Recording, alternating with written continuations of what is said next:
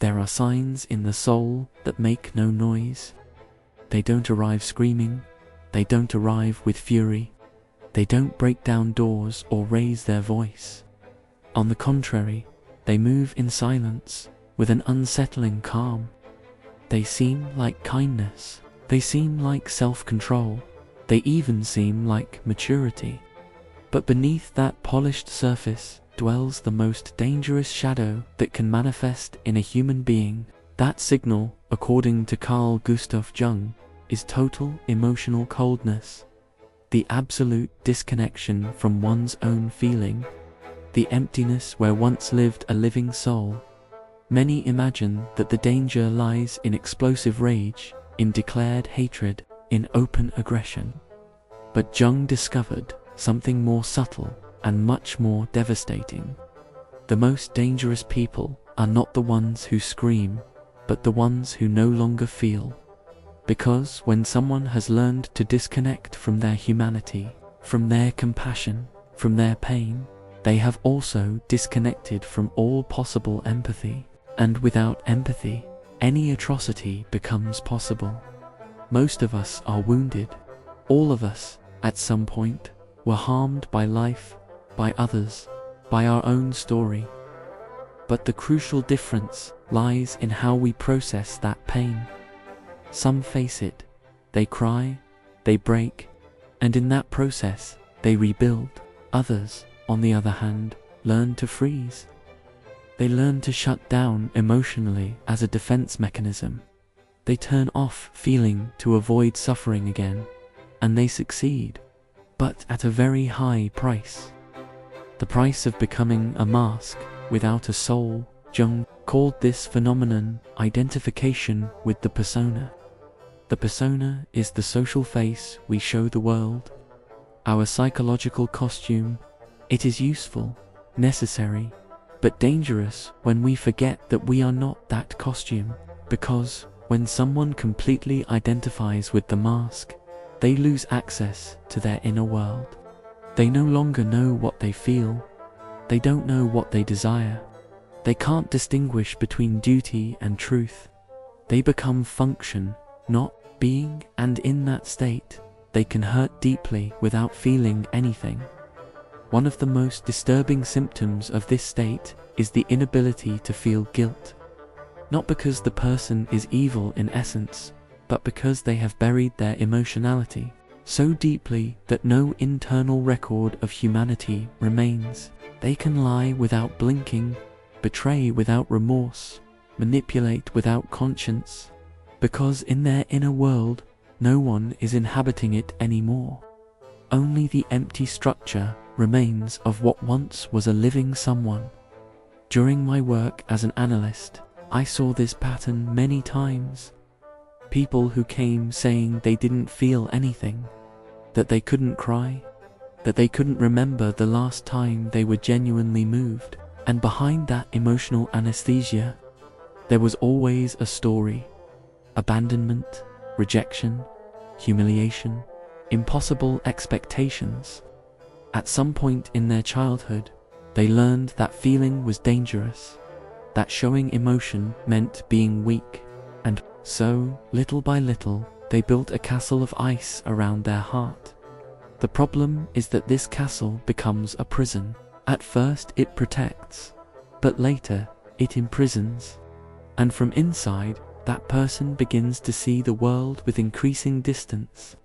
They lose the sense of connection.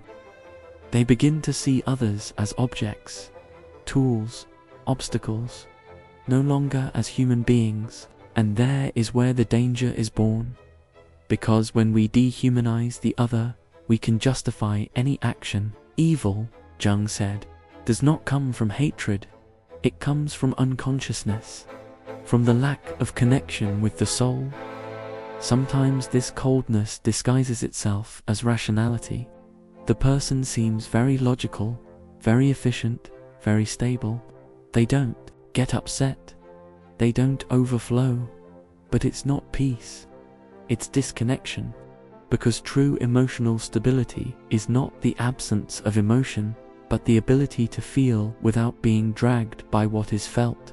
Coldness, on the other hand, is the death of feeling. It's a soul that withdrew from the body and leaves only an empty structure operating on autopilot. It is important to say that not everyone who is emotionally disconnected is malicious. Many are wounded, scared, lost, but precisely for that reason, they are dangerous, because they don't know the harm they can cause. They don't feel it, and when one does not feel the pain they cause, they have no inner break. They can destroy a relationship, a family, a team, without realizing it, and worst of all, without feeling guilt afterward. Jung said that every wound that is not healed becomes destiny. That is, it repeats, it projects, it embodies itself in relationships. A person who disconnected from their feelings because their mother never saw them, because their father was cold, because their environment didn't validate their soul, will likely repeat that pattern in others. They will be the absent father, the indifferent partner, the abusive boss, and they will continue without understanding why everything around them collapses. Now then, how to recognize this signal in someone close? It's not easy, because these people are often charming. They know how to adapt. They've perfected the mask. But if you pay attention, you'll see certain signs. They are not moved by others' suffering. They change the subject when someone expresses pain. They mock deep emotions. They feel uncomfortable with vulnerability. And above all, they don't apologize. Not because they believe they are right, but because they don't feel they've caused harm. One of the most common traps is to confuse emotional coldness with strength. But it's not strength. It's unprocessed trauma. True emotional strength is born from having touched pain, having held it, and still choosing love. Coldness, on the other hand, is born from fear of feeling, from the unconscious terror that, if I open my heart again, I will be destroyed. So I shut everything, and I become untouchable, and in that act, I also become incapable of loving. As Jung understood deeply, the soul cannot tolerate that state for long. The human psyche was made for connection, for feeling, for communion. So when someone lives too long from that coldness, they begin to have symptoms: anxiety, emptiness, lack of meaning, compulsive behaviors, need for control, because something inside knows it is incomplete, and it calls, and it screams, and it demands to be seen. But if the person does not listen to that call, the shadow takes control, and when the shadow leads the life, everything becomes distorted. Love becomes domination, friendship becomes competition, leadership becomes manipulation, and the saddest thing is that the person doesn't see it. They believe they are being strong, firm, fair, but in reality, they are being an extension of their wound. And the more successful they are externally, the more they convince themselves that everything is fine, even though inside they are empty. So, what is the way out? Jung said it clearly: there is no healing without contact with the shadow. That is, without returning to the place where disconnection began. You have to go down, descend to the original pain, to the moment when the soul said no more, when it decided to turn off emotion in order to survive, and there, at that point, feel again, cry again, inhabit the body again, even if it hurts. Because only by feeling can transformation occur. The most dangerous signal in a person is not anger, nor crying, nor even deep sadness. It is the total lack of emotion.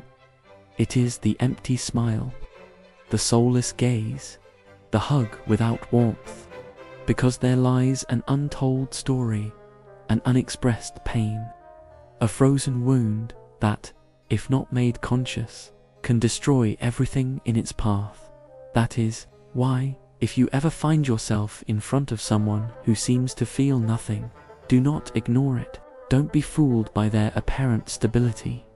Observe, feel, listen, and above all, protect yourself.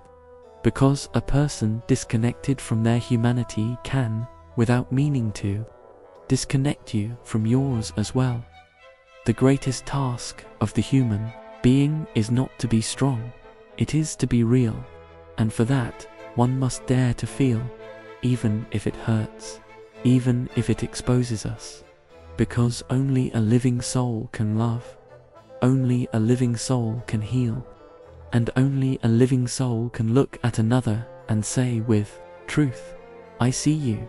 Jung taught that the greatest act of courage is not to face the world, it is to face our inner world. It is to look in the mirror and dare to lower our defenses, to take off the armor, to say enough with masks. I want to feel, I want to live, I want to be soul again. And if you do it, if you dare to break the ice, you will discover that beneath all coldness there is a heart waiting to be embraced, that beneath all disconnection there is a story waiting to be heard, that beneath every dangerous person there is a boy or girl who only needed to be seen. That is the greatest revolution, the one that doesn't happen outside, but inside, the one that doesn't need shouts, nor flags, nor speeches, just a soul that decides, at last, to feel again.